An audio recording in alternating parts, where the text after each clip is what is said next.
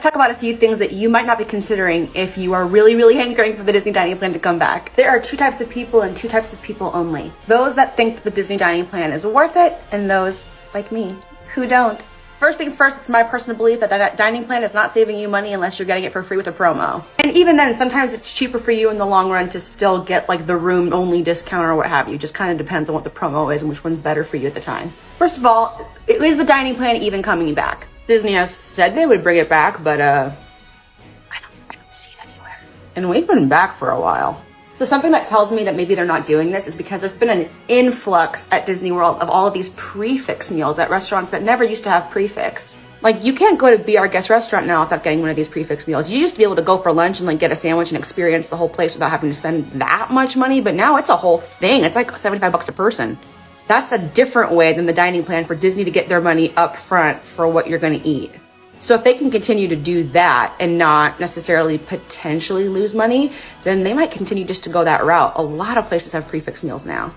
Another reason why I think that this is more beneficial for Disney than it is for you from a cost perspective is that it's the only add-on that they give commission to travel agents. Nothing else gets commissioned.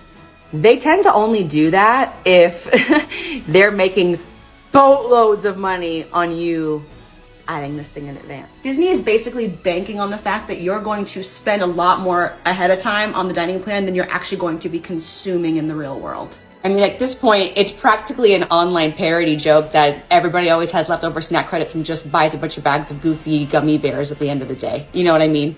You're almost always prepaying for more than you actually consume. And for those saying that it makes it easier for you, then if you rather pay in advance to not have to think about what it costs every time you buy something, then sure. Disney's in the business of making money, and you can be sure that they've done the work to know that unless you're getting the most expensive thing on every single menu of every place that you go to, you're probably not going to be coming out ahead. Sorry. Plus, easier is relative. The amount of work that it would take for you to figure out what you would have to order in order to get one over on Disney is not worth the headache, in my opinion, especially because you're most likely going to be eating less if you just bought everything you wanted a la carte. Also, don't forget that the Disney dining plan at a sit-down restaurant does not include tip, y'all. Even if you're a family with kids, are you going to bring kids to a sit-down restaurant at least once a day for a signature dinner? Like, I just don't think it's for everybody. Not to mention that it's harder than ever to get a reservation at some of these sit-down restaurants, so I mean, good luck even spending those credits. Now, I know there's a lot of people who love the dining plan out there, so if you do, please explain to me why in the comments. Do any of my points resonate with you?